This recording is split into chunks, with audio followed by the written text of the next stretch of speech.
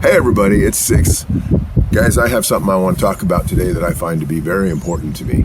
And it's an observation of my own, and as part of the Sixx Experiment, I know the last video said after 77 days I quit. Some people misunderstood that like I was quitting the carnivore diet, which is absolutely not happening. That is my focus and the thing that I'm going to eat always. However, I will be supplementing on that occasionally when I choose to, because I feel from a history when I was younger in fitness and bodybuilding and American college sports medicine, all that kind of stuff that I was involved in early on in my 20s, that you have to mix it up, whether you're working out, whatever it is. Even in life in general, you do the same thing repeatedly, it just gets stagnant, it gets boring, it gets stale, it's just bad. So you have to mix things up, right? Well, the way to mix things up, whether you're going to the gym and you switch your routine around, or you whatever it is that you're doing to try to make yourself better and improve yourself over time, means that you have to change to improve. And this whole experiment for me has been about change, and fuck if the changes haven't been coming, even though I haven't wanted some of these to happen, but they're coming at me from every direction and very, very fast. And so I'm letting you know that the quitting part was nothing to do with my diet. And it's been 82 days, 21,499 days of me breathing. That's how long I've been here. 21,000 days. That's a long time. But in the last 82 days of that 21,500, I haven't had a drink of alcohol. I've been eating a carnivore diet. I've incorporated occasionally nuts, apples, watermelon, some low GI fruit that I enjoy occasionally, and will continue to do that because I feel those changes, and adding that helps me, and it moves me along on this path of the carnivore portion of it. But that's just the carnivore portion. If I were to say each one of these is one portion, that's carnivore. That's the smallest, my pinky right there. It's carnivore. All these other elements are coming into play at the same time. Let me give you an example. I've always been kind of I would say gypsy in a sense, but that has a couple years ago or even last year, we were termed racist because we used that in marketing for ourselves, which we've been called forever because of our lifestyle. Well, so we don't use that. So now let's stick with bohemian. So bohemian means I'm just a little bit out on the outside, my wife and I especially. And so we're not really always exactly in the mix. And our goal has just been to live and to be happy in every way that we can. So when we came to Baja, Mexico, where we are now, we thought we had it the best that it can be, but then that was 2008, 2010. Things just went crazy, and if any of you watched the news back then, you saw the cartel were cutting off heads and hanging people from bridges and all this other crazy stuff. So we get started, and what happens? The economy around us collapses. So we have to make adjustments and decide what we're going to make, some serious adjustments, and decide what we're going to do. We decided at that point that we were going to stay where we are, hold our ground, and work our way through those tough times. And we did. We started an organization called Blues Against Hunger to help other people that couldn't get through those tough times, and provide them with food. And we had to find a new way to generate an income because we were publishers back then. And some friends suggested that we learn to play music. So we started to play music. And from that point on, that was 2013 when that happened, we started playing. And we thought that was the way to do it. And we combined our food drives and our music together so that we could do good and find a new way to generate an income so that we could survive. And here we are now. We're almost going into 2024, and we're surviving, and we're surviving up until 2020, doing quite well with our organization, got our 501c3 done, achieved all these goals, and we reached the goal that we've been searching for since 2013. We had big crowds, big support, nice board of directors, money coming in to buy the food that we need, everything. It was all there. It was just and then the big old 2020 happened, the world shut down, music went away, and our life went with it.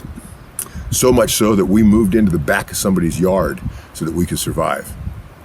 And here we are now, thinking that we could come out of COVID and just kick ass, work hard, play as much music as possible, do as much as we could, play it everywhere we can, and we could get it all back. And we could get back to where we were in 2019. Well, the fact of the matter is no, we can't. And I don't think anybody else can either, and I don't think anybody else has. It's not there anymore. It's gone. And we have hurt ourselves and killed ourselves to the point of trying to find it. I'm done looking. That's what I meant by quitting. I quit trying to do that. I don't want to keep looking for what was. It's not there anymore. It is gone. So, here we are now. We are still musicians. The last 2 events of our Blues Against Hunger Society have been a bust. The last one we got rained out. We had a hurricane come through. It was booked. It was only every month. We used to be every week. Mind you, every week. Over 40,000 pounds of food raised playing music. Every week. Every single Sunday. Almost to the point. Look at that right there. Let me show you something here. This is what I call, this is part of, yes, I know, this is part of. That's not good. This is part of the story that I'm talking about, is that we are transitioning our life, okay? And by that I mean we're having to make new and hard choices. And one of those is we win every week. And now we were going to once a month, and the last 2 of these events kind of kicked our butts a little bit. We survived, everything was fine, everybody was paid, all of that part of it was good. But us, Sweet and I, we, of course, because everything else is prioritized over ourselves, we were the ones being hurt, we were the ones not. So we got to the point, quite frankly, that we have nothing, zero, down to $1 as a matter of fact, because I remember just not too long ago, Sweet opened her wallet and pulled out a single dollar and says, this is what we have. Period. And when we get to that position, which hardly hasn't happened, thank God, and anyways, we still got through it. I baked some bread, she did some workouts, everything, and we made it through, and it kept it going, and it's still going now. And we're to the point where we've got up now. Thank goodness, we're floating around maybe $600 a month total for life. That's rent, food, gas, everything, phone, internet. Try doing that where you live. Tell me how much you live on every month. What's your base that you survive to be happy? Well, we can be happy with 600. 600 is steady. Doesn't get us doing much, but we're surviving and we're being happy. Well, things took a turn. There's no more work. There's no more playing. We got one great place that we love. And by the way, they're called Vista Hermosa Resort. They're in Rosarito Beach at kilometer 43. They're wonderful people, wonderful resort, great food, hospitality's through the roof. They're like family. We love those folks. So we stay, that's all right, that's it. And because we love them and they're like family, we play there every week, and that is actually keeping us alive. And then the stage that we're in now, and this is something that came up yesterday. I've been making these videos, talking to you, and it's felt so good because I am one screwed up individual. So it felt really good to be able to express myself to others because I've not been able to do this, and YouTube has given me that ability to do it. And so in doing that, I found an outlet, and it's been terrific. And yesterday, I went to a party, a big party, that is Summer of Love, and it's happened every year. It's the 10th annual, actually, this year. But you know what happened was, I found myself in the same place I was before this even started. I found myself exactly where I always was, and I hadn't improved in that way in this particular manner I'm about to express. I have always been okay with this, with right here. I can have, it doesn't matter how many people are right there on the other side of that screen. It doesn't make any difference. I can just speak. And that's always what I've done. I was a nationally syndicated talk show host. I was in 9 of the 10 top markets in the U.S. And I talked technology, and I was in my space, and nobody was in my grill, and it didn't matter who was listening to me. I could just do my thing, right? And that was okay.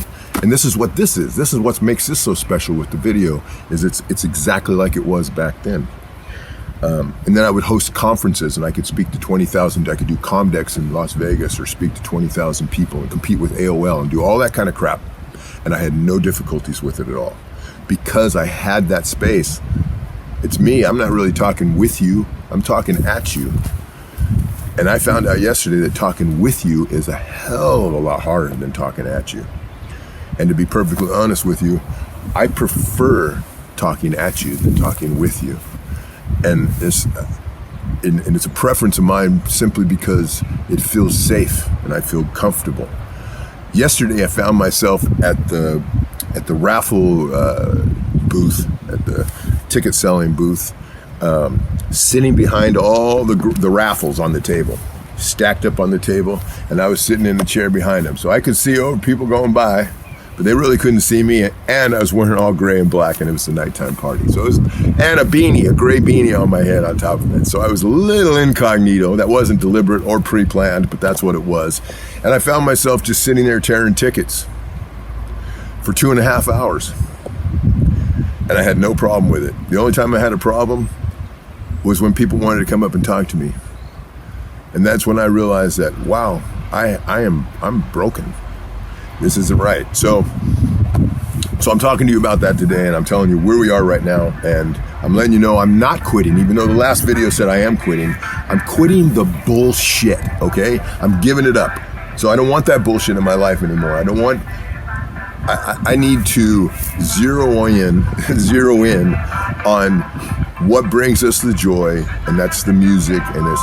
And you know the other thing I gotta say, and this is why I'm saying I quit the experiment in a sense. And by the way, this is the first time that Sweet's actually holding the camera, and I'm talking to you. So normally, even this, and she's my wife of 20 plus years, and I haven't, all the videos that you have seen of me with the experiment have me been sitting in a room by myself waiting for her to leave, go to gym, go wherever she's going to teach a class or something, so that I could have that moment alone, because I couldn't even share my thoughts freely the way I want to with my wife of 20 years in the room with me.